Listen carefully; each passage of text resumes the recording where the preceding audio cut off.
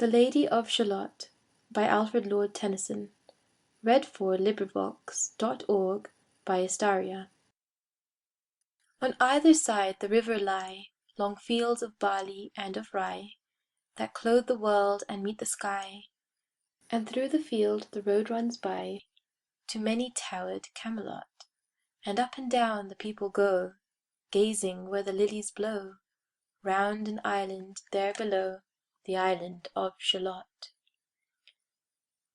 Willows whiten, aspens quiver, little breezes dusk and shiver through the wave that runs forever by the island in the river, flowing down to Camelot.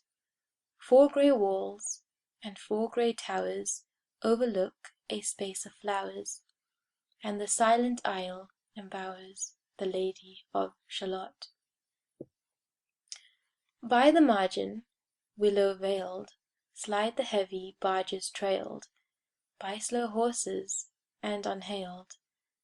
The Shalott flitteth, silken sailed, skimming down to Camelot.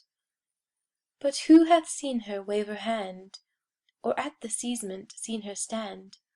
Or is she known in all the land, the Lady of Shalott?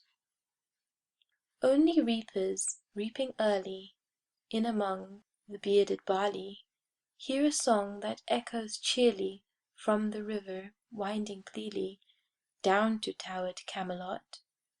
And by the moon the reaper weary, piling sheaves in uplands airy, listening, whispers 'tis the fairy Lady of Shalott. There she weaves by night and day a magic web with colours gay. She has heard a whisper say, a curse is on her if she stay to look down to Camelot. She knows not what the curse may be, and so she weaveth steadily, and little other care hath she, the Lady of Shalott. And moving through a mirror clear, that hangs before her all the year, shadows of the world appear.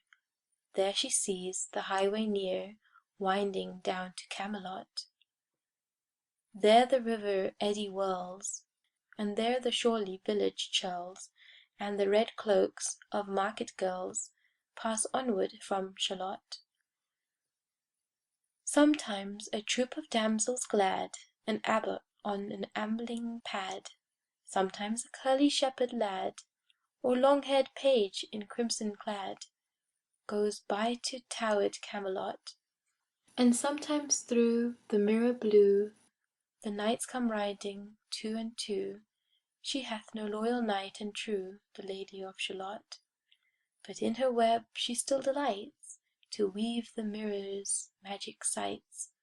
For often through the silent nights a funeral with plumes and lights and music went to Camelot, or when the moon was overhead came 2 young lovers lately wed. I am half sick of shadows, said the Lady of Shalott. A bowshot from her bower eaves, he rode between the barley sheaves. The sun came dazzling through the leaves, and flamed upon the brazen greaves of bold Sir Lancelot. A red cross knight forever kneeled to a lady in his shield, that sparkled on the yellow field beside remote Shalott. All in the blue unclouded weather, thick jewelled shone the saddle leather. The helmet and the helmet feather burned like one burning flame together, as he rode down to Camelot.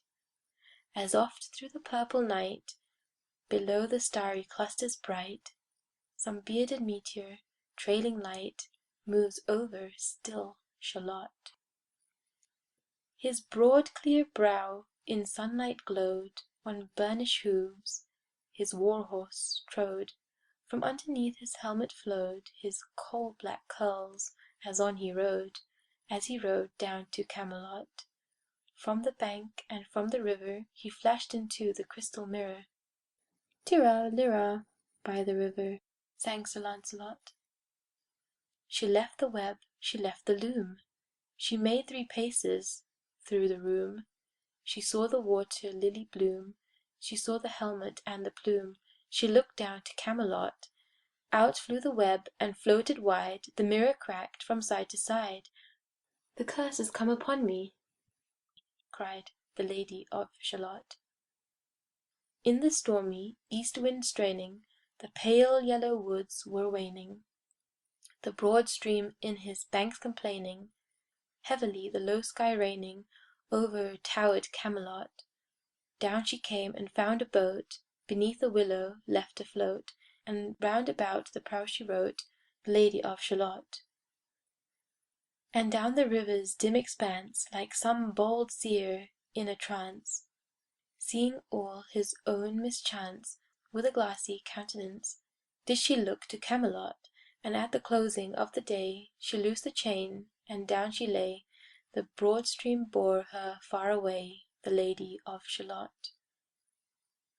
Lying robbed in snowy white, that loosely flew to left and right, the leaves upon her falling light, through the noises of the night, she floated down to Camelot. And as the boat head wound along the willowy hills and fields among, they heard her singing her last song, the Lady of Shalott. Heard a carol, mournful, holy, chanted loudly, chanted lowly, till her blood was frozen slowly, and her eyes were darkened wholly, turned to towered Camelot. For ere she reached upon the tide the first house by the water side, singing in her song she died, the Lady of Shalott. Under tower and balcony, by garden wall and gallery, a gleaming shape she floated by, dead pale between the houses high, silent into Camelot. Out upon the wharfs they came, knight and burgher, lord and dame, and around the prow they read her name, the Lady of Shalott. Who is this, and what is here? And in the lighted palace near died the sound of royal cheer. And they crossed themselves for fear, all the knights at Camelot. But Lancelot mused a little space. He said, "She has a lovely face. God in his mercy lend her grace, the Lady of Shalott." End of poem. This recording is in the public domain.